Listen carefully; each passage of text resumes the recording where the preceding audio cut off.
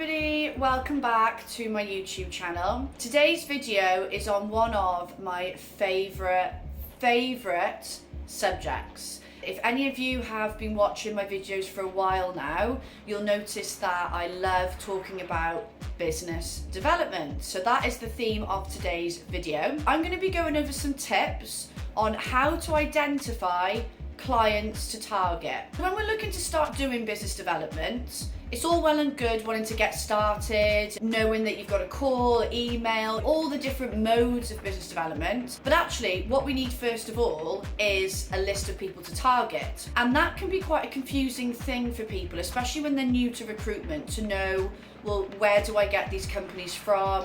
Who do I go after? So that is why I've chosen the subject of today's video, but also because going into this new year, business development is really, really important, and the market is changing already. It's potentially going to get a lot more difficult. So it's important that you really hone in on your business development skills to make the most of this year and still bring in a good amount of jobs and be building these fantastic relationships to basically give you a decent bonus. Let's be honest, that's what we all want out there. I'm not going to run through these in any particular order. I'm just going to come at you with them as they come to me, basically. What I think you should really do is think about your niche. Some of you might have a broader niche, some of you may be very, very focused. For example, you could recruit for Java developers within Scotland. I'm literally just plucking this out of the net. So you need to make sure that when you are working out companies to target, that A, they take on Java developers, and B, they're based in Scotland, or they need people in Scotland. There is no point wasting time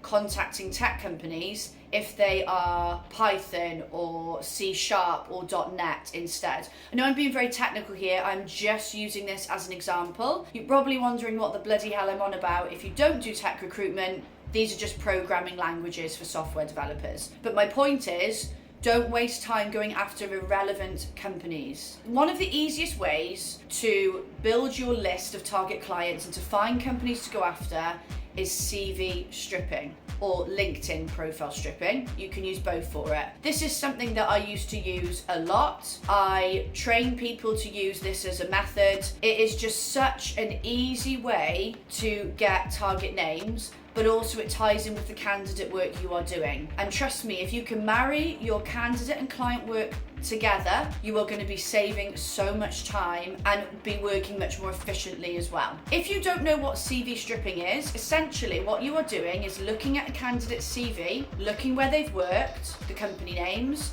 and adding them to your list. You know they take on the caliber and type of candidate that you work with, otherwise that candidate wouldn't have worked there. Obviously you then need to go and find the hiring manager names, you need to make sure you've looked into them enough to know they've got enough people working for them, that they're still active, that they are definitely within the niche you want to work in, but you're getting some names very, very quickly. This works exactly the same on LinkedIn. So you might be looking at a candidate's LinkedIn profile, they will have a list or a record on there of the companies they've worked at, and you can add them to your list. The great thing about LinkedIn is that you can then quickly go on those companies' LinkedIn pages and start looking for potential hiring managers you can connect with. You can see if they're hiring. So CV stripping or LinkedIn profile stripping, fantastic way to get target clients for your list. Make sure that you're keeping an eye on the news within your industry. Little things like looking out for companies you follow on LinkedIn. Are they posting about growth?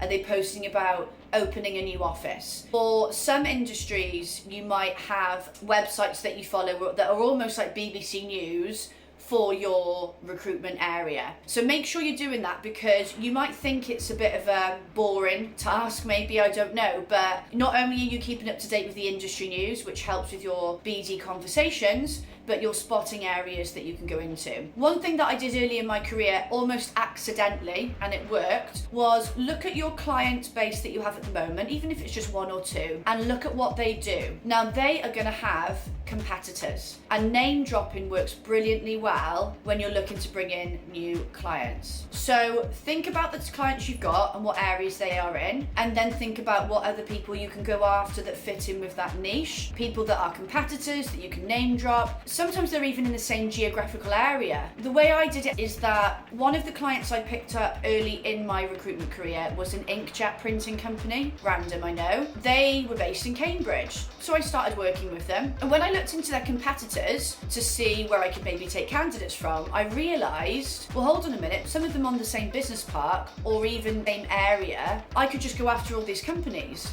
I'm looking for candidates, so they're going to have similar experience that I can put them into those companies. So I started building a client base all within inkjet printing, and all were looking for similar types of candidates, and they just happen to be in the same geographical area.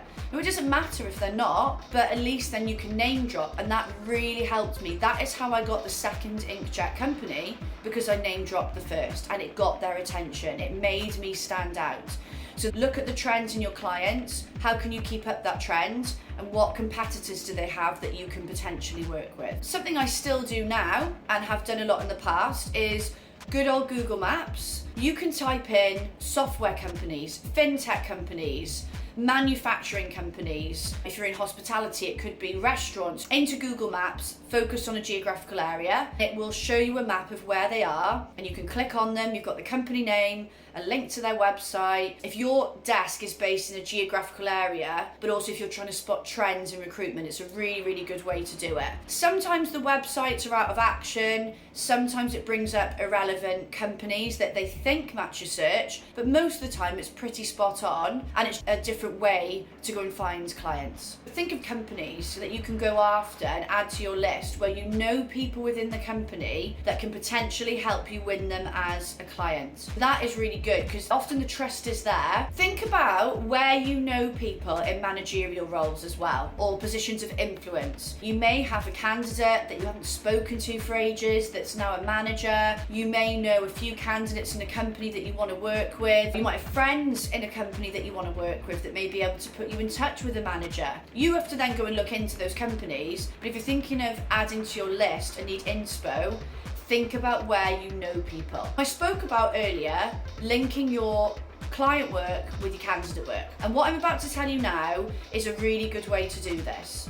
If you are managing your candidates well, you should be doing catch-up calls with them to make sure that they're still looking, to keep up the relationship, check if anything changed in terms of interviews, have they applied for any new jobs. It could be, and I used to do this a lot, you're going through your talent management system, whether that's Vincherry, Firefish, whatever it is, Job Adder, and you are going through candidates to check are they active or not, have we got everything up to date.